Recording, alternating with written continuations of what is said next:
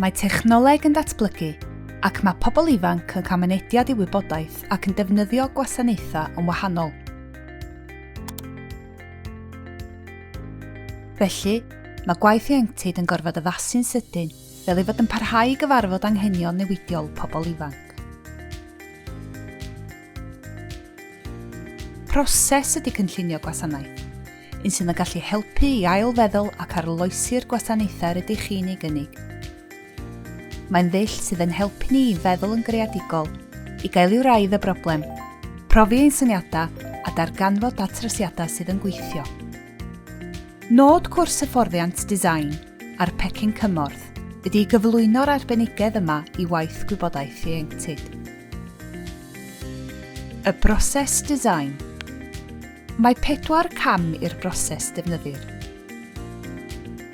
Darganfod, diffinio, datblygu a mynd amdani.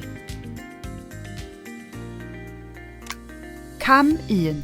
Darganfod. Yng nghyfnod cyntaf y broses, byddwch chi'n cynnal darn o ymchwil gyda'r nod o ddeall anghenion, ymddygiad a phrofiadau llawn y bobl ifanc rydych chi'n cynllunio ar eu cyfer. Cam 2. Diffinio. Yn y cyfnod diffinio, byddwch yn treulio amser yn dadansoddi ac yn edrych ar y wybodaeth a'r mewnwelediadau casglwyd yn fwy manwl. Byddwch yn diffinio'r pwyntiau pwysicaf i ganolbwyntio arnynt ac yn gosod cyfeiriad eich her cynllunio. Cam 3. Datblygu. Yn y cyfnod datblygu, bydd angen meddwl am syniadau a chreu phrototeipia bach i'w profi. Cam 4.